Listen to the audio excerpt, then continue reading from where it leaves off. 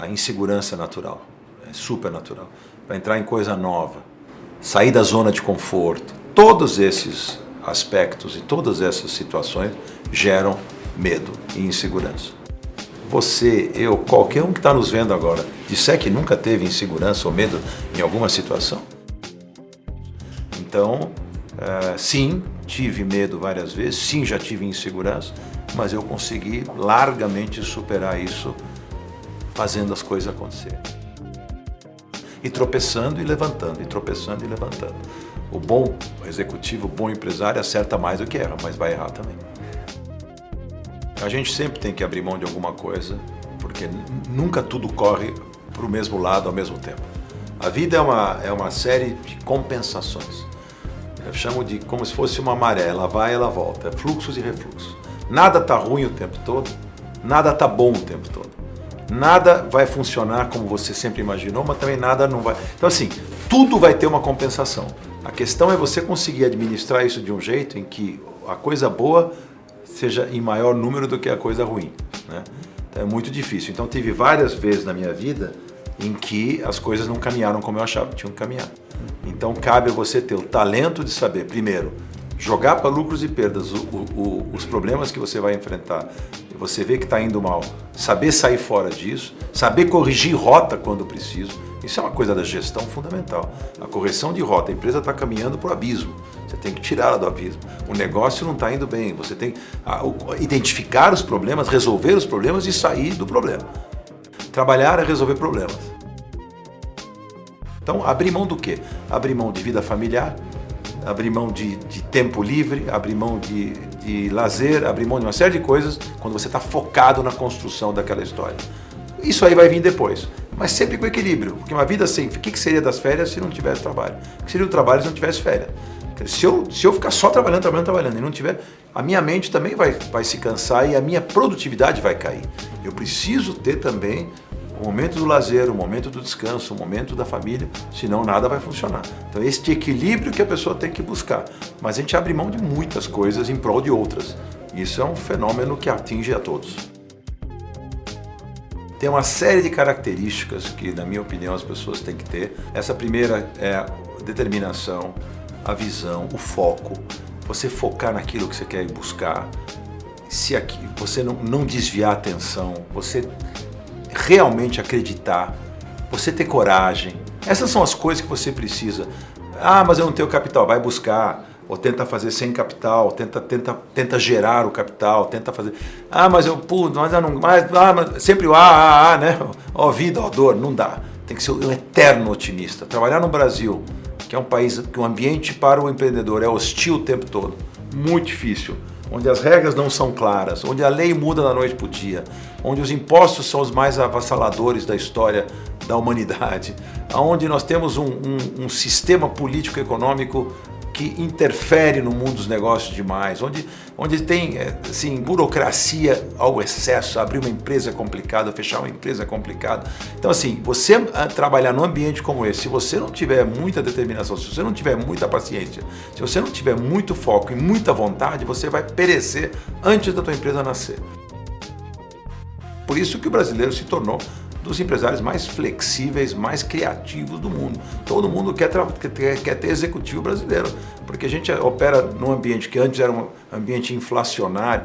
Raramente, agora recentemente tivemos um ambiente com juro baixo, inflação baixa. Isso o Brasil nunca viveu, nunca, desde que eu sou empresário, desde que eu me conheço por gente.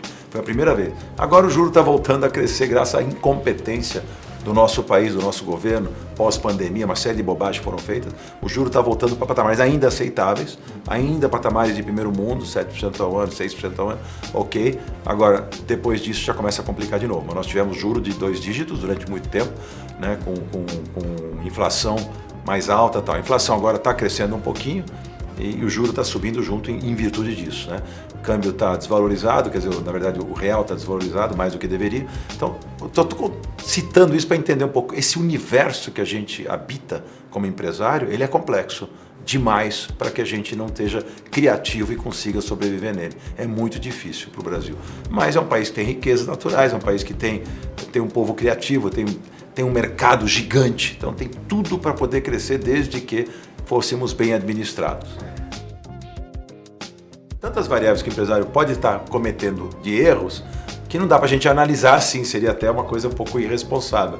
Mas eu digo assim para as pessoas, se você está num negócio e você por um período razoável de tempo percebe que o negócio não está decolando, seu produto ou seu serviço não está sendo aceito como você gostaria no mercado, você não está vendendo ou não está conseguindo prestar o serviço, se você está, é bom você se coçar e fazer alguma coisa. Todo mundo tem que começar pequeno um dia, né? Essa coisa acontece com as pessoas quando ela está no negócio certo, na hora certa, quando ela está trabalhando direito, quando ela está fazendo... Não tem erro no mercado, como o Brasil, com o tamanho que ele tem, com as variáveis, com tantas variantes que nós temos de oportunidade. Se você está no negócio certo, se você contratou a equipe certa, se você está trabalhando direito, a chance de você crescer é muito grande. Então, tudo isso são os desafios que o empresário acaba passando. Ah, estou pequenininho no raso, estou me controlando. Quero ir para mar aberto, tem que passar a arrebentação. Esse é o primeiro momento, onde estão os grandes players. Eu brinco uma história que eu sempre falo, se você quer nadar com tubarões, seja um deles. Se você for um peixinho e for nadar com tubarões, eles vão te comer. O tubarão é um bicho ético, né? Essa é uma frase que eu gosto, porque ele não sabe que o tubarão ele não é um predador antiético. Se ele morder um surfista, morder você no mar, a tendência é ele ir embora. Ele percebe que a tua prancha, a tua perna não era o que ele precisava comer. Ou a não ser que ele esteja muito faminto, ele vai te devorar. Ou quando você começa a sangrar, vem os outros te morder um pedaço também. Mas eles não fazem isso, raramente o tubarão ataca um ser humano, sabia? Eles não querem a pessoa. Então eu dou esse exemplo, que no mercado é a mesma coisa. Você quer ser um tubarão? Quer nadar com eles? Você tem que ser um deles. E para ser um deles, você precisa passar a arrebentação, ir para o mar aberto e saber jogar o jogo dos grandes. Senão você nunca vai ser grande.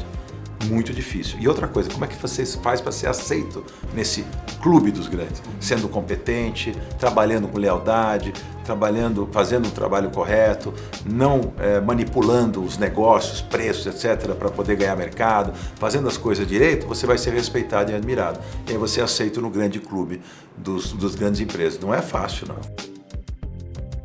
Relacionamento é tudo, em todos os negócios. Teu relacionamento com os seus funcionários, dentro de casa. Teu relacionamento com seus fornecedores, importantíssimo para produzir as coisas que você precisa. Seu relacionamento com o mercado financeiro, quando você precisa buscar financiamento. Seu relacionamento com a clientela. Seu relacionamento com os seus concorrentes. Tudo isso vai fazer você poder andar dentro desse ambiente. Se você ficar recluso lá como um ermitão e não criar relacionamentos, você está morto no mercado. Em todos os sentidos. Então, é fundamental. Eu vendia um intangível chamado ideia. Então você imagina que difícil que é prestar um serviço onde você vende ideia. Vender ideia para quem? Para os clientes. Relação, como é que é com os clientes? Você tem que ir para frente dos clientes, tem que ter uma relação boa com os clientes, para eles te aceitarem, para eles te respeitarem, para eles ouvirem as suas ideias, para eles aceitarem. É muito difícil. Uma coisa é vender uma ideia, outra coisa é produzi-la, né? Então, ver pronto é uma coisa. Então, assim, o relacionamento com os clientes cria uma confiança importante para que essa confiança se transforme em resultado de negócios fechados, né? Eu falo do poder de persuasão, que é a força que você tem de convencer as pessoas de alguma coisa. Para isso, as pessoas têm que estar... A pessoa, para se convencer de alguma coisa, tem que primeiro acreditar que você acredita no que está vendendo. Segundo, ela tem que estar apta a ouvir e entender o que você está falando. Quando você tem relacionamento bom com essas pessoas, eu já te conheço hoje, para te vender uma ideia vai ser muito mais fácil do que se eu não tivesse relação nenhuma com você. Então você vai criando uma empatia, Então isto que move o mundo, todas as relações. Os grandes países se relacionam na ONU para fazer as coisas acontecerem no mundo. Do grande ao pequeno, a Dona Maria se relaciona com a vizinha para poder pedir um açúcar emprestado. O mundo gira em volta dos relacionamentos. Por que eu fui no mercado financeiro e tecnologia? Tecnologia, primeiro, que eu acho que é o disruptivo, é o que faz a diferença hoje. Então, todos os negócios que eu estou em tecnologia têm a ver com as coisas que eu acredito. No mercado financeiro, eu sempre fui um grande interessado em mercado financeiro. Sempre fui um grande cliente em mercado financeiro, não só em volume que eu estou falando, mas eu não sou tão rico assim, mas eu fui sempre muito interessado. Não é aquele cliente que não sabe o que está fazendo. Você pode chamar de investidor profissional.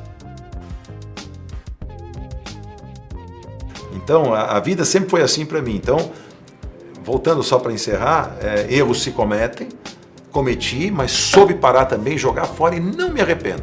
Leite derramado eu não fico chorando. O que eu perdi ali, depois eu ganhei 5, 6 vezes mais com as boas coisas que depois eu fui fazer. É assim que eu tenho que olhar.